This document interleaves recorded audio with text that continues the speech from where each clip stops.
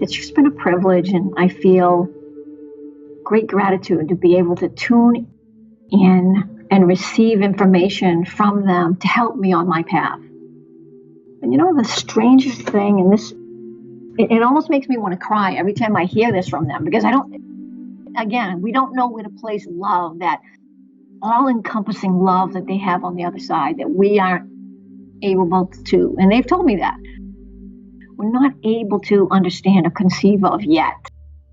They'll say to me, sometimes when they come in, before I've said it, it gives us great pleasure and gratitude to be able to work with you and your energies. That just almost brings tears to my eyes when I hear them say that, and it takes my breath away. I have to be quiet for a minute.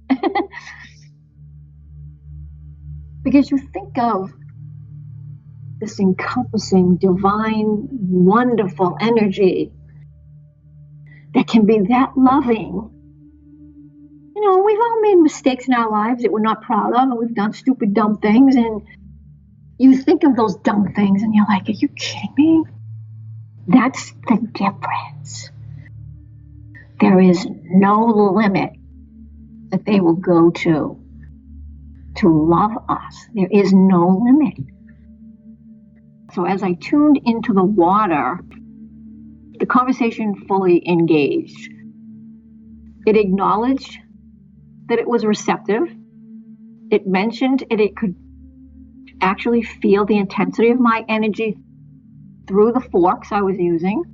And it said it felt at times like a tidal wave. Then it would calm down, and then it felt very gentle and very subtle, like a ripple. It mentioned that it liked that I came back. It remembered my frequency, because I'm on the beach a lot. So it remembered. I mean, the ocean is vast. So it must have just remembered my vibration. That's how everybody is recognized, even on the other side. They don't recognize us by our name, but by our frequency or our vibration. So it was just a wonderful thing. And it almost felt like, at points, the water was swelling like waves, like it was breathing. I could actually feel that. It was amazing. I mean, it's hard to put all of this into words. Utterly amazing what it felt like. And it continued and acknowledged back to me that it felt lighter. And it was very grateful for the help that I had chosen to offer. And that was pretty much all that particular episode was about. But I found it fascinating. I just found it fascinating that I was able to even do this. So it just continued. I've been doing that now for some time. I just continue to tune into nature, animals, trees, whatever I feel moved, or you can actually feel something calling you.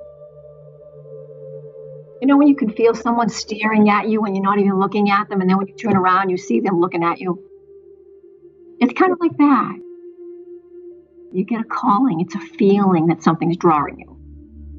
That is kind of who I am. I actually feel like, if I were to give myself a title, a communicator. That's how I look at myself anyway. I'm an observer, and I think of myself as a communicator. And I'll give you an example of a human being. This is a colleague and a friend. And he asked for my opinion about a situation that he was going through with his own boss. And in this particular situation, he was feeling like he was not heard. The conversations were always being turned around on him, and his boss was telling him that he was always very fearful and out of touch with himself. So it kind of made him feel kind of flat and kind of disappointed in his boss, because that's not really how he was feeling. But I think his boss was trying to make him feel small. So I listened, And I gave him another perspective. That's all I did, was I gave him another perspective to look at. And without getting into too much detail here, all I offered him was something other than critical. And I did notice that he seemed relieved, and he thanked me for listening and being objective. So, you know what? Oftentimes, people just have so much static, stuck energy built up in their field. And if they're not doing any holistic work of some kind, anything, they're not doing any kind at all, they're going to come across as controlling, even manipulating to make themselves feel better. And unfortunately, we all know that doesn't happen. They never feel better. They're just unloading or venting. So that's when I usually drop a seed. If I were in that conversation with his boss, I would just very nonchalantly drop a seed about this or about that in the holistic works. Going back to like the emotion code work, there's a lot of static buildup, a lot of emotions that are stuck, trapped energy, stuck in that field of energy around the human body that's about 6 to 12 feet wide.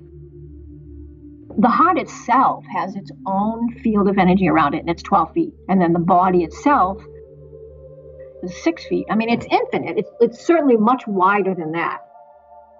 But for us to use and calculate and measure it, to work with tools on this side, it's 6 feet. Heart is 12 feet. And we can close off a lot of ourselves and not receive if we've been wounded enough times. Every human being is different. Everybody's vibration is different. So what one may need or what works for one may not work for another, simply because of where they are in life. Everybody's frequency is different. So I stick with Reiki or Melchizedek, tuning forks, and the emotion code, because everybody is different and everybody needs something. So some people really gravitate to the Melchizedek work. Others really gravitate to the emotion code, and some others Reiki. It depends on where a person is in their life vibrationally.